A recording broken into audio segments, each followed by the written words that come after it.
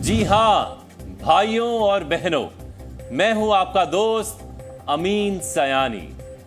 अपनी आवाज से इन शब्दों में जादू भर देने वाले अमीन सयानी जब रेडियो पर बिनाका गीतमाला शुरू करते थे तो हर बुधवार रात 8 बजे वक्त जैसे थम जाता था और लोग रेडियो के सामने सांसें थाम कर बैठ जाते थे। 42 साल तक अपनी जानदार आवाज और शानदार अंदाज से लोगों को रेडियो का दीवाना बनाने वाले अमीन सयानी ने दुनिया को अलविदा कह दिया है।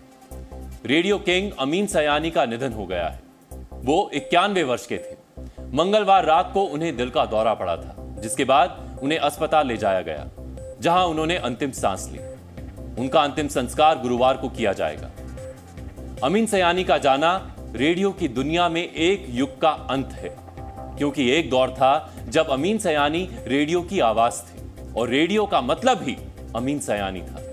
रेडियो पर उनसे अच्छी और उनसे जिंदा दिल आवाज ना पहले हुई और ना बाद में। आजादी के बाद रेडियो और आम लोगों का जो रिश्ता बना, उस रिश्ते की एक मजबूत डोर थी अमीन सयानी की आवाज और उनका दिल छू लेने वाला अंदाज। अमीन सयानी ने अपना करियर इंग्लिश ब्रॉडकास्टर के तौर पर शुरू किया था।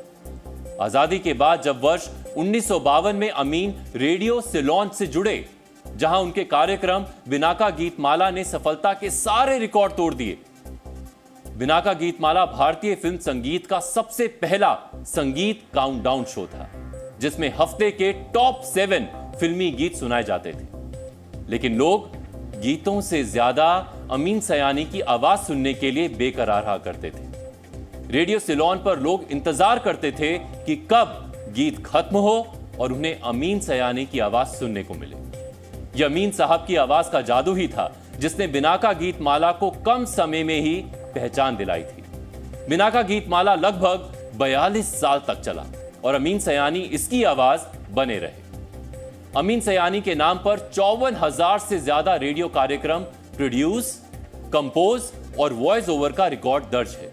लगभग 19,000 जिंगल्स के लिए आवाज देने के लिए भी अमीन सयानी का नाम Limca book of world records में दर्ज है।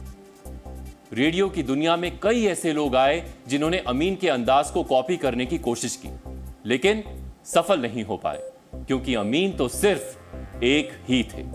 अमीन सयानी ने एक इंटरव्यू में गीतमाला कार्यक्रम की सफलता का राज बताया था। उन्होंने कहा था, मैं चाहता था कि हर सुनने वाले को ऐसा लगे कि मैं उससे ही बात कर रहा हूं, और यही बात उन लोगों पर असर कर गई। इसने आश्चर्यजनक तौर पर रेडियो प्रेजेंटेशन में क्रांति ला दी। मुझे उम्मीद नहीं थी कि आने वाले दिनों में यह अंदाज लोगों के लिए बेमिसाल हो जाएगा। यह रेडियो सिलोन के साथ मेरा रोमांस था।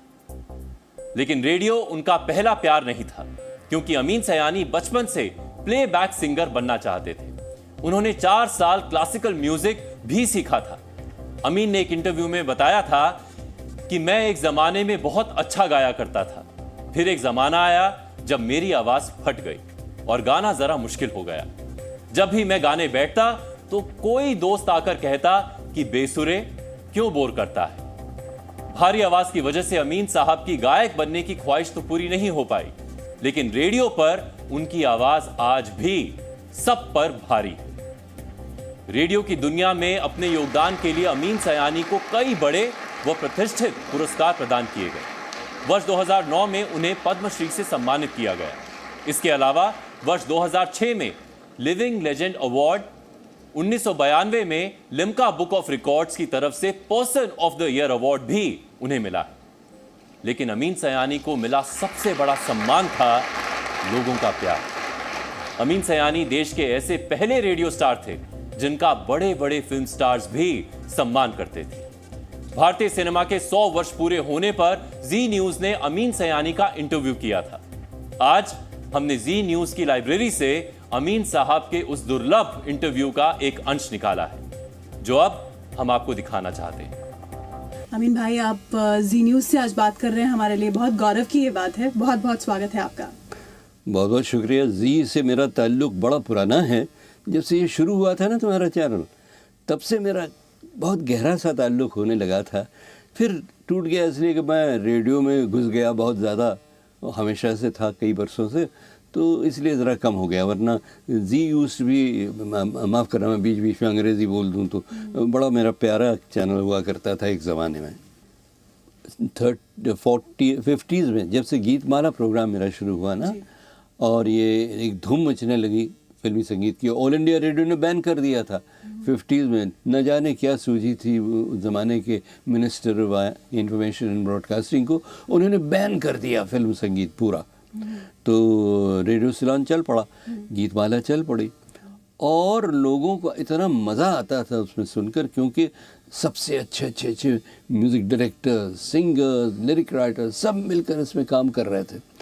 और भाषा आसान होने की वजह से, ये एक्सप्रेशन आसान होने की वजह से, संचार आसान होने की वजह से सारे देश के लोग, उत्तर दक्षिण पूरब पश्चिम, सब लोग सुनते थे। बल्कि एक बहुत बड़े ऑफिशियल ने, जो कि सेक्रेटरी वाइन भी थे, जो साउथ इंडियन थे, जो कहने लगे मुझसे कि अमीन तुम्हें पता है, मैं कॉलेज में था तो तमिल के अलावा बहुत कम भाषा जानता था, इंग्लिश तो जानता ही था। और मद्रास में, चेन्नई को उस ज़माने में मद्रास ही कहते थे, तो मद्रास में हम जैसे लाखों घर थे जो हिंदी में ज़्यादा गहरे उतरे हुए नहीं थे, लेकिन हिंदी फिल्में देखते थे। और साउथ में भी हिंदी फिल्में बड़ी अच्छी बनती थी ना, जेमिनी, AVM, नागी रेड्डी, ऐसी ऐसी बहुत सारी, वीनस फिल्म्स, तो ऐसी बहुत सारी संस्थाएं थी जिसमें हिंदी फिल्में बनती थी। तो हम लोग हिंदी फिल्में देखते थे और तुम्हारा गीतमाला प्रोग्राम सुनते थे, क्योंकि गीतमाला में जो गीत बजते थे उनसे हमें मज़ा भी आता था, हमारे दिल में भी उतर जाते थे वो। और अगर कोई हमारे घर आता था गीतमाला के दिन, बुधवार की रात, तो हम कहते थे आज तो गीतमाला का दिन है, why have you come today, जाइए आप और किसी और दिन आइए। तो ये हाल था मिलाने का, लोगों को एक करने का, है। तो यूँ समझिए कि एक नारा बना दिया था फिल्म संगीत ने अपना, कि तोड़ो नहीं जोड़ो, लड़ो नहीं मिलो। और ये संदेश लेकर फिल्म संगीत हर जगह फैलने लगा था। आप काफ़ी सौभाग्यशाली अपने आप को मानते होंगे, क्योंकि जिस दौर में गीतमाला बहुत ज़्यादा प्रचलित था, आज भी ऐतिहासिक है, वो लेजेंडरी है, उस दौर में स्वर्णिम युग था भारतीय संगीत के लिए, फिल्म म्यूज़िक के लिए। अगर हम बात करें उस शुरुआती दौर की, जब गायक और एक्टर ही खुद गाया करते थे, सुरैया जी थी, नूरजहां जी थी, अशोक कुमार थे, सहगल साहब थे, इस दौर के बारे में आप क्या कहेंगे, जब नायक ही गायक या नायिका ही गायिका थी? नौशाद ने एक बार बड़ा मज़ेदार किस्सा इसके बारे में सुनाया कि वो कैसे होता था, म्यूज़िक रिकॉर्डिंग होती थी कैसे, कि वो म्यूजिशियंस को कहीं पेड़ के ऊपर बिठा दिया, या कहीं एक पौधा लगा दिया, पौधे के पीछे छुपा दिया, कहीं वो ऊपर अगासी पर बैठे हुए हैं बरामदे पर। और कभी कभी क्या था कि ज़रा सा डर भी रहता था, कहीं उधर से गिरे तो ख़त्म, हड्डी टूटेगी। और टेक जो होता था वो बस वो हमारे जो गायक या नायक जो होते थे, सिंगिंग स्टार या सिंगिंग एक्ट्रेस, तो वो बस खड़े होकर शुरू जब करते थे गाना तो आखिर तक गाते थे। रीटेक वगैरह नहीं होता था, अगर रीटेक होना पड़ता नहीं, पूरी शूटिंग फिर से होती थी, तो शूटिंग के साथ वो गाना होता था। अमीन सयानी भले ही अब दुनिया में ना हो, लेकिन जब जी हां भाइयों और बहनों, सुनाई देगा, अमीन सयानी की यादें जिंदा रहेंगी। उनकी यही स्वर्णिम विरासत उन्हें अमर बनाती है। जी न्यूज की तरफ से रेडियो की आवाज के बेताज बादशाह को श्रद्धांजलि। जी न्यूज।